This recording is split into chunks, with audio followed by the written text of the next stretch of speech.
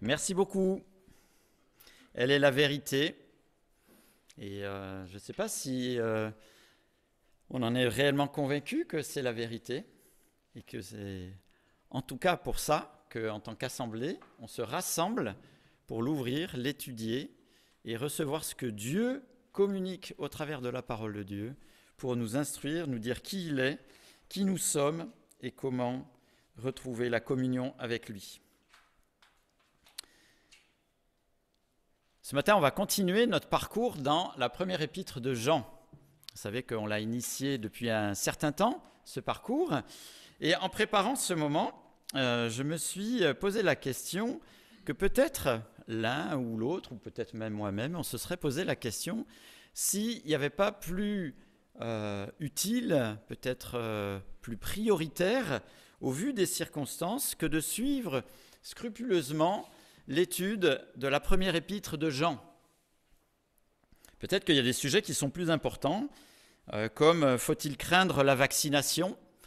Est-ce que la marque de la bête est dans la vaccination ?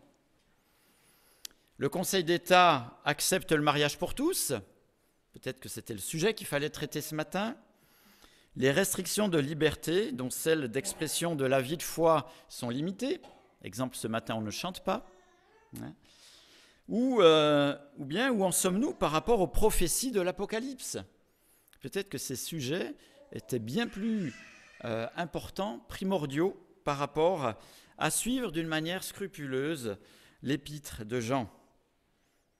Mais en prenant un petit peu de recul, je me suis posé la question de savoir en fait quelles étaient les circonstances dans lesquelles l'apôtre Jean a écrit cette première épître. Donc il écrit plutôt vers la fin de sa vie.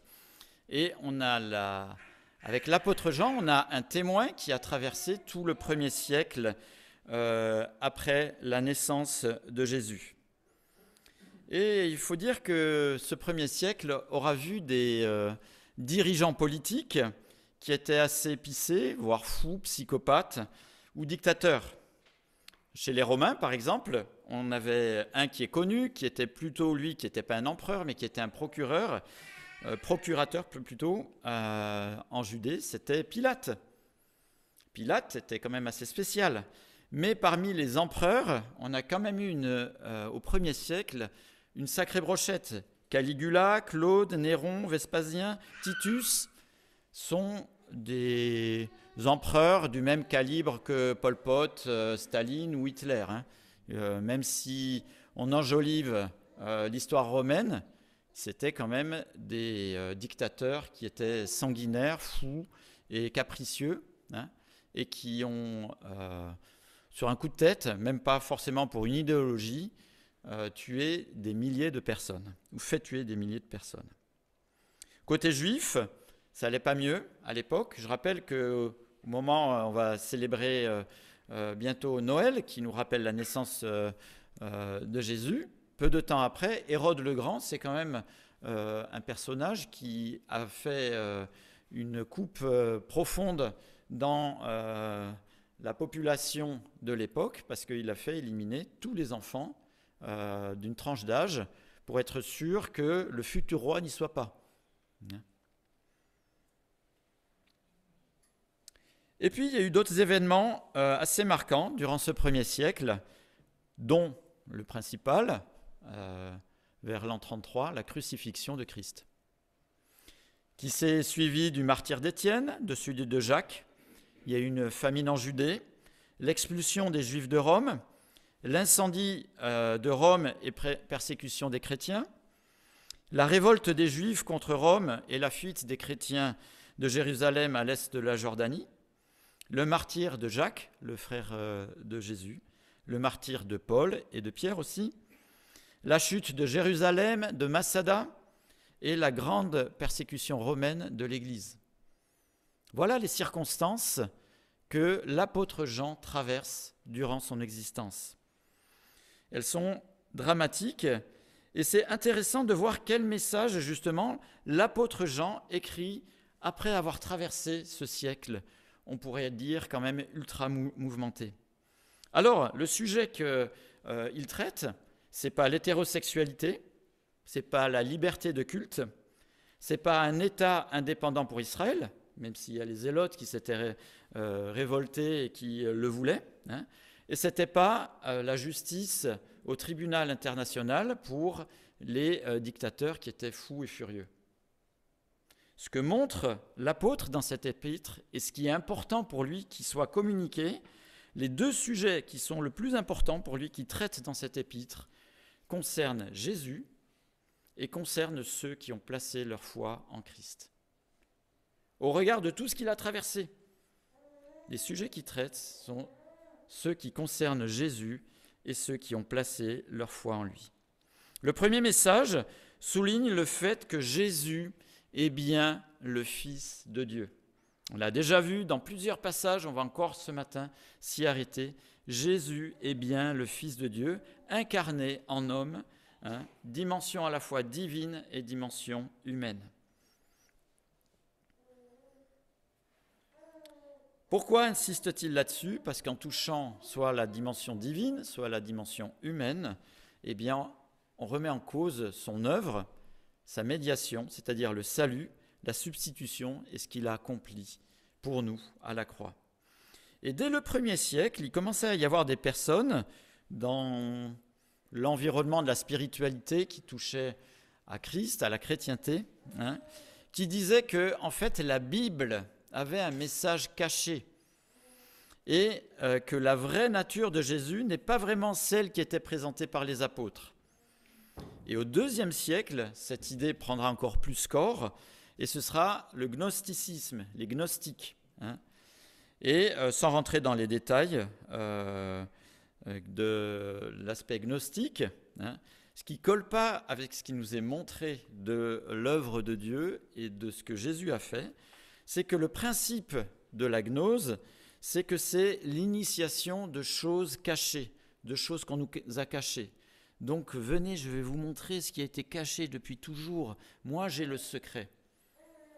Et c'est le principe de la gnose.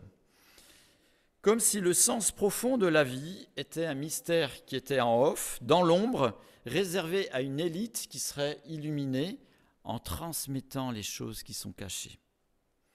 Alors ça ne colle pas du tout avec ce que Dieu nous montre. Dès le début de la Bible, Dieu nous montre dans l'acte créateur qu'il ne fait pas quelque chose de caché. Il fait au grand jour et il le fait pour tout le monde. Ça ne colle pas avec l'attitude de Dieu qui se révèle dans l'histoire de l'humanité et pas dans le dos de l'histoire de l'humanité. Dieu s'est révélé au travers des événements de l'histoire de l'humanité.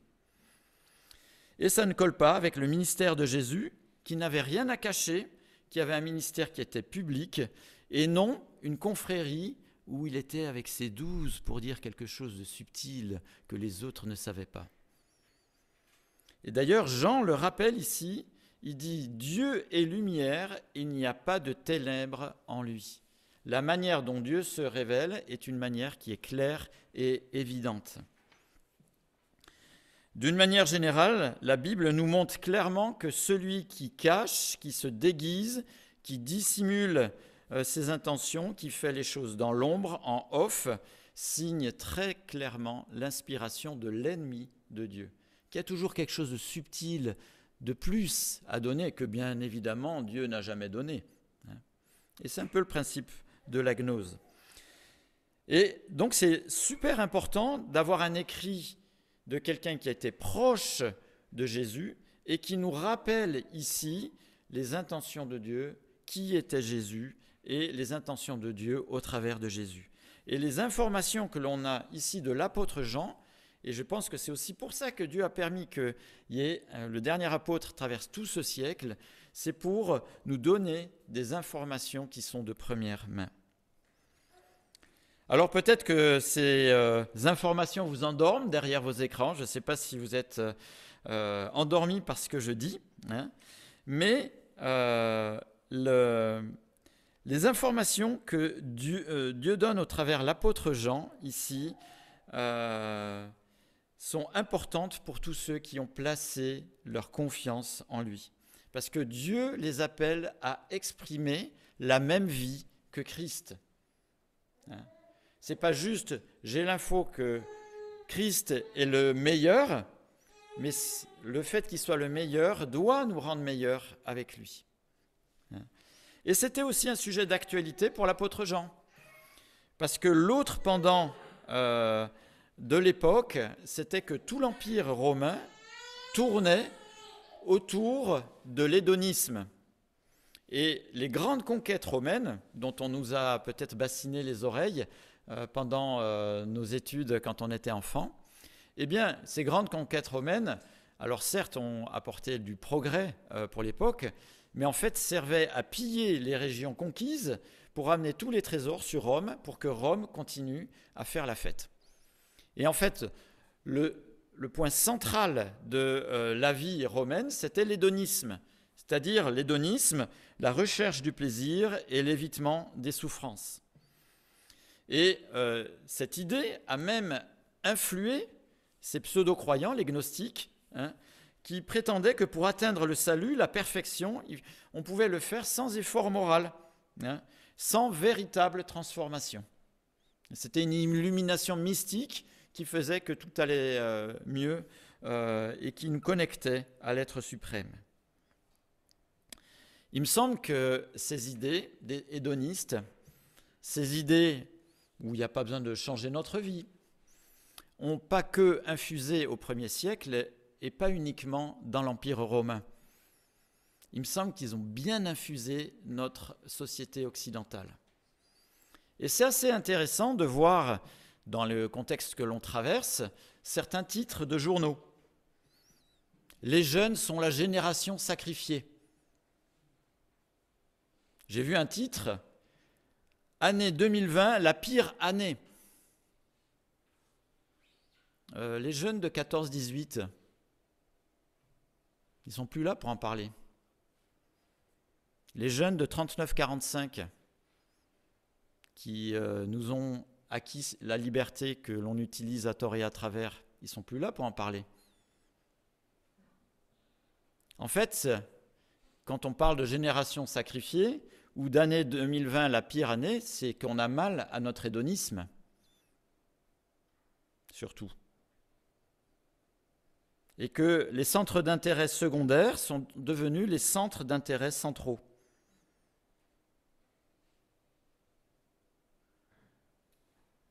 Et face à l'expression du mal qui se répète, face aux distorsions de priorité, la meilleure réponse qu'il puisse y avoir, et ce depuis des siècles, c'est que Dieu nous donne au travers de la parole de Dieu qui il faut pour les temps qui vont bien, comme ceux qui sont un petit peu plus difficiles.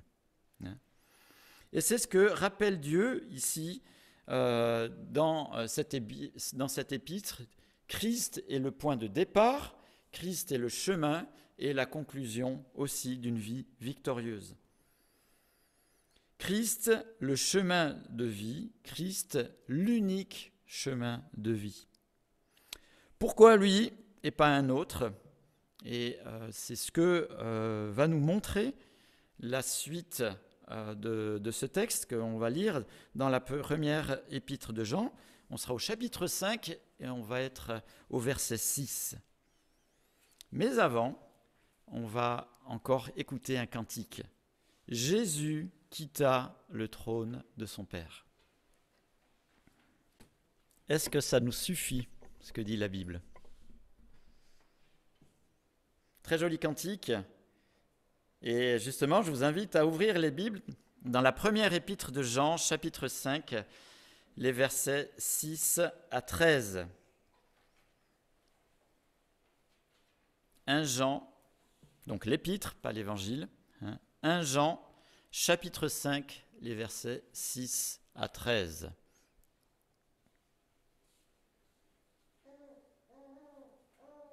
Confiance et d'accord, ça me fait plaisir.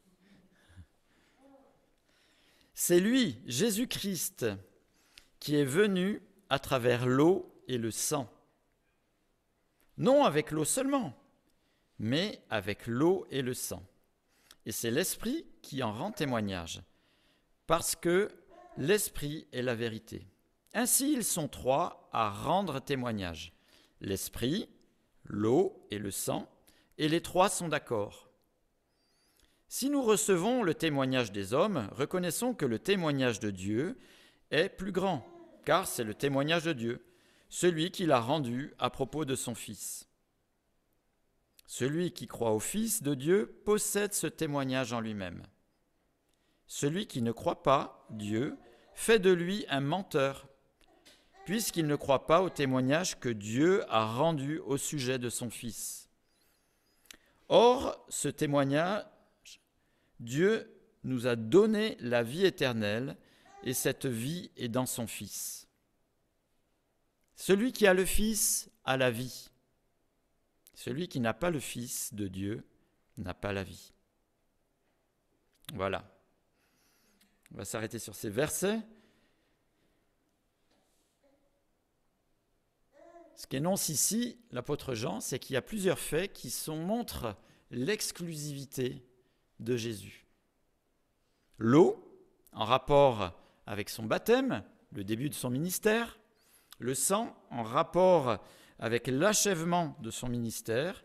Et l'Esprit, qui rend témoignage de qui il est à certains moments de son ministère, et aussi qui rend témoignage dans le cœur des croyants. On pourrait se poser la question, pour rendre témoignage de qui est Jésus, on aurait pu prendre d'autres témoins que ces trois aspects, que ce soit l'eau, le sang ou l'esprit. On aurait pu prendre le témoignage des apôtres, on aurait pu prendre les témoignages des opposants à Jésus, on aurait pu prendre le témoignage de personnes ayant été guéries par Jésus, celui des démons aussi. On aurait pu prendre le témoignage des croyants des siècles passés, on aurait pu prendre le témoignage des croyants de ce siècle, voire peut-être votre témoignage ou mon témoignage. Cependant, les témoignages, les trois témoins qui sont donnés ici, sont ceux qui viennent de Dieu. On pourrait dire qu'ils sont d'origine divine contrôlée. Ils ne sont pas entachés par le péché, ils ne sont pas subjectifs et ils ne sont pas dépendants du contexte d'une époque. Ils viennent de Dieu. Cette origine divine contrôlée résonne comme quelque chose de clair, d'évident pour ceux qui sont attachés à Christ, qui ont accepté l'œuvre de Dieu par Jésus-Christ. À l'inverse, ce que nous dit ce texte, c'est que c'est n'importe quoi pour ceux qui ne sont pas attachés à Christ. En disant n'importe quoi, on est en train de dire que l'on fait Dieu menteur. Même s'il y avait eu d'autres témoins pour ces personnes, l'attitude, je pense, aurait été la même. Mais c'est les témoins de la plus haute fiabilité que Dieu a permis qu'il y ait pour témoigner de qui est Jésus. Et ce que veut nous communiquer ici, ce n'est pas juste une démonstration. Dieu veut nous communiquer ici que la vie victorieuse, elle est la vraie vie, elle est en son Fils Jésus.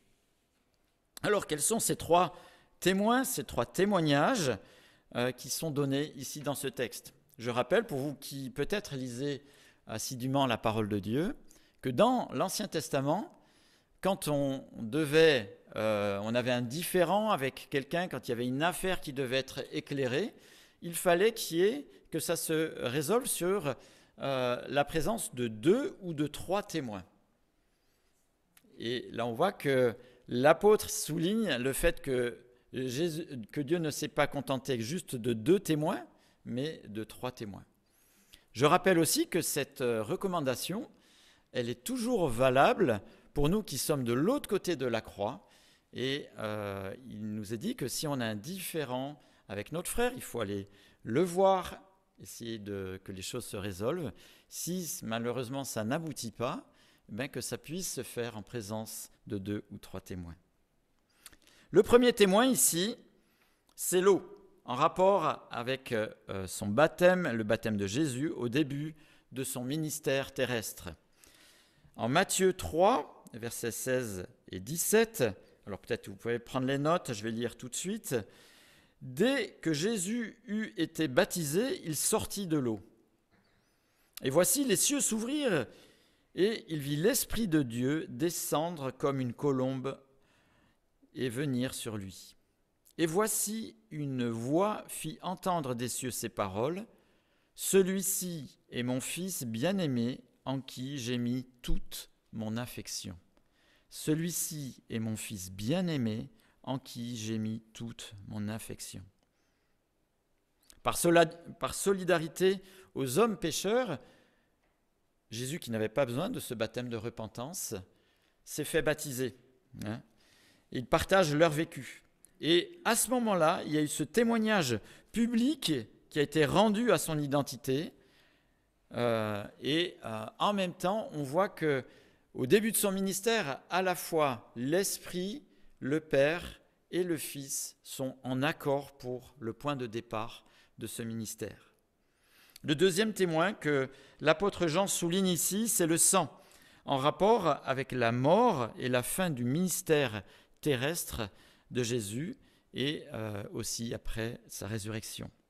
Hébreux 9, 14 nous dit « Combien plus le sang de Christ, qui par un esprit éternel s'est offert lui-même sans tache à Dieu, purifiera-t-il votre conscience des œuvres mortes, afin que vous serviez le Dieu vivant et vrai. » Le sang de Christ est quelque chose aussi de capital dans l'œuvre que Dieu a fait au travers de Christ.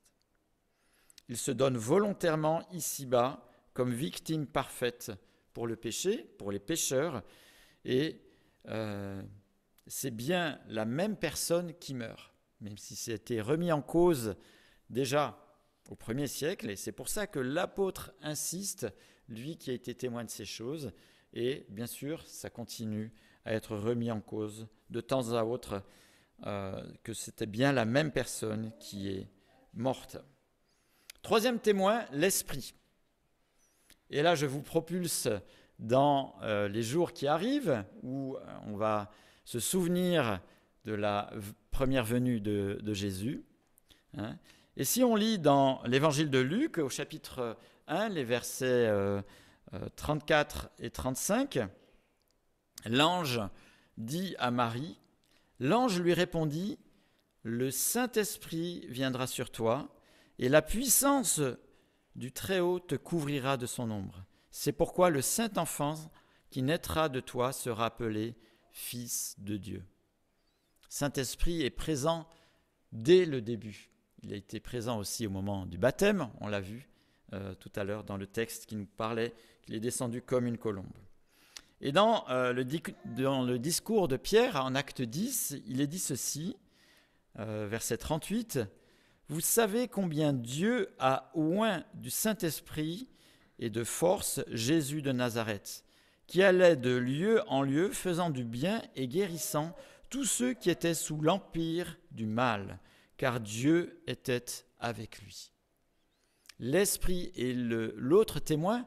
Alors on pourrait dire c'est subjectif, mais ici, il y a ce rapport qui est fait avec l'action spectaculaire que ça avait auprès des personnes qui étaient malades et qui étaient guéries, ou celles qui étaient touchées par le monde occulte.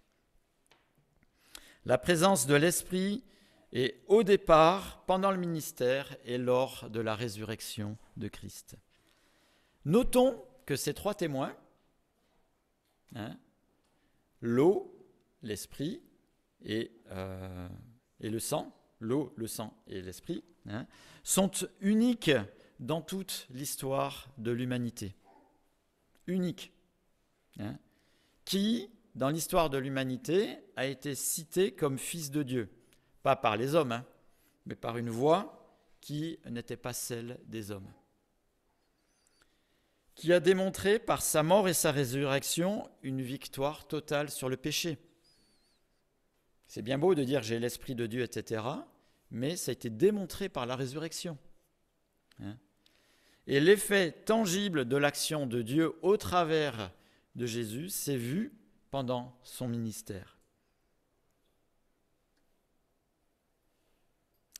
Comme je dis tout à l'heure, l'apôtre aurait pu faire uniquement appel à ce qu'il avait pu constater, lui qui a été un des disciples les plus proches de Jésus.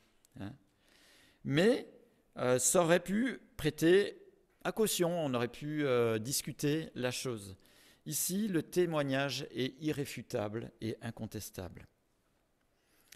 Afin que les personnes qui contestent ce témoignage prennent aussi les responsabilités de leurs propos. En contestant Jésus comme fils de Dieu et Messie et Sauveur, le texte nous dit, c'est pas juste un débat d'idées, c'est pas juste ce que je pense et ce que tu penses, c'est que tu es en train de faire Dieu menteur. Parce que ces témoins sont des témoins qui sont donnés par Dieu. Et en fait, ce texte est assez fort et est en train de dire, c'est pas juste un débat d'idées, mais tu es en train de faire Dieu menteur, donc il faut et il faudra l'assumer. Et c'est ce que cherche ici l'apôtre Jean à souligner à ses lecteurs. Dieu a montré clairement, publiquement, d'une manière incontestable, à plusieurs reprises, à des moments stratégiques et d'une manière unique, que Jésus est bien son Fils. Nulle part ailleurs, à aucun autre moment, Dieu ne fait ou a fait la même chose pour quelqu'un d'autre. La personne de Jésus est unique, n'a pas d'équivalent. Alors, Dieu a fait sa part pour qu'il n'y ait pas de doute par rapport à la mission de sauvetage au travers de Christ, et on pourra se réjouir d'autant plus de ça dans les jours qui viennent, pour que la foi en Christ ne soit pas chahutée par le doute. Peut-être que dans nos moments de vie, on a des moments de doute, c'est plus quelque chose qui est personnel, mais le doute ne vient pas de la part de Dieu. Le doute vient plutôt de notre état peut-être psychologique ou des circonstances. Mais ce que nous a donné Dieu et ce que nous rappelle Dieu ici, c'est qu'il n'y a pas de doute sur l'origine divine et incarnée de Jésus. Alors, de notre point de vue, Dieu a fait sa part. De notre point de vue, ça nous donne donc une énorme valeur et aussi une grande responsabilité quant à notre positionnement face au témoignage de Dieu rendu par Christ. Et ce témoignage est simple, on l'a vu au verset 11 dans 1 Jean, je vois encore quelques Bibles ouvertes, regardez au verset 11. Or, voici ce témoignage, Dieu nous a donné la vie éternelle, et cette vie est dans son Fils. Si ce témoignage est reçu, accepté, Christ est la victoire pour notre vie dès maintenant et aussi à jamais. Jésus-Christ est le commencement, la continuité d'une vie triomphante. Ça ne veut pas dire une vie sans problème, triomphante, mais qui a un sens. En revanche, si ce témoignage est contesté, remis en cause, refusé, c'est-à-dire que l'on refuse Christ, le texte de ce matin souligne au verset 12, regardez, c'est pas moi qui le dis, « Celui qui n'a pas le Fils de Dieu n'a pas la vie. » Et j'ai pas lu, « Celui qui n'a pas le Fils de Dieu n'a pas la vie éternelle. » Le texte nous dit, il n'a juste pas la vie. Celui qui n'a pas le Fils de Dieu n'a pas la vie. Parce que c'est une valeur pour la vie dès maintenant et bien sûr à jamais. Alors pour ceux qui croient et acceptent Christ, ce texte est un encouragement. Et j'espère que ça le sera aussi pour vous. Et peut-être que justement, comme je l'ai évoqué tout à l'heure, les croyants commençaient à être troublés par des idées tordues, qu'on nous avait caché quelque chose, que ceci, que cela. Et le verset 13, regardez ce que dit le verset 13. Je vous ai écrit cela à vous qui croyez au nom du Fils de Dieu, afin que vous sachiez que vous avez la vie éternelle. Je vous ai écrit cela à vous qui croyez au nom du Fils de Dieu, afin que vous sachiez que vous avez la vie éternelle. Et c'est un puissant encouragement pour nous tous, ce matin, présents ici, derrière vos écrans aussi, que notre foi n'est pas vaine, bien au contraire, notre foi a une valeur immense, pas notre foi, mais parce qu'elle s'appuie sur celui qui a triomphé, Jésus, Fils de Dieu. Et je pense que ce texte a toute sa valeur aussi pour nous, pour qu'on ne soit jamais troublé par des pensées insidieuses, que ceci, que cela, qu'on nous ait caché, ou ainsi de suite. La presse, d'une manière régulière, nous dit « Ah oui, il y avait l'évangile de machin, il y avait l'évangile de ceci, on nous a caché la vérité sur Judas, et ainsi de suite, etc. » L'objectif est toujours le même, c'est exactement les mêmes pensées qu'au premier siècle, rien n'a changé. L'objectif derrière tout ça, bon, bien sûr pour les journaux, c'est de faire du titrage et des ventes, c'est pas de communiquer, mais celui qui inspire ces idées, c'est de déstabiliser notre foi en Christ. Ce texte de ce matin insiste avec ces 3 témoins sur le fait que Christ n'est pas une option éventuelle, mais Christ est une certitude. En revanche, si je ne crois pas Dieu sur ce qu'il a fait par Christ, alors je suis étranger à la vie. Et il y aura une explication sérieuse avec Dieu pour l'avoir traité de menteur. J'aimerais prendre une image pour un petit peu essayer de rassembler tout ça. Pour tous les hommes, Dieu nous met au volant d'un véhicule d'exception. Ce véhicule d'exception, c'est notre vie. À quoi sert ce véhicule? Sans objectif? Quelle est sa destination? Comment s'en servir?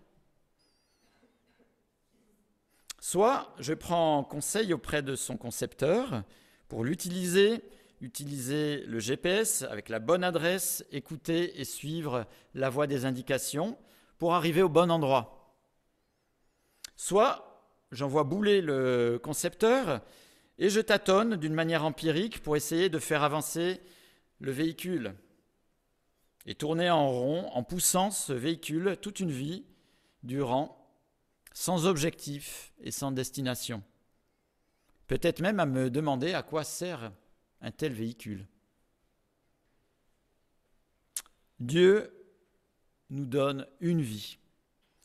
Il n'y a rien de plus beau et de plus parfait sur terre.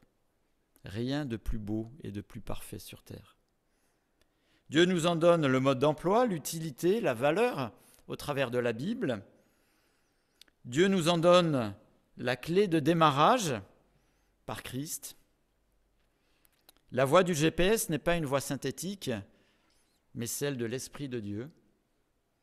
Et Dieu nous a fait la démonstration plusieurs fois de la valeur et de l'utilité de démarrer la vie avec Christ. Soit j'y crois et j'avance valablement dans la vie, soit je fais autrement et je goûte à une survie sans but et inutile. Mais par contre, ce que la Bible nous montre, c'est que je peux toujours démarrer cette vie avec Christ. C'est jamais quelque chose de déterminé. Et la clé, c'est Christ. Et c'est plus certain que toutes mes certitudes. Christ est plus certain que toutes mes certitudes. Parce que Christ a été attesté par Dieu et mes certitudes sont attestées par des pensées déchues, faillibles, affectées par le péché. Christ est plus certain que mes certitudes. Et pour continuer cette méditation, Andrés et Shelby vont nous interpréter en Jésus seul.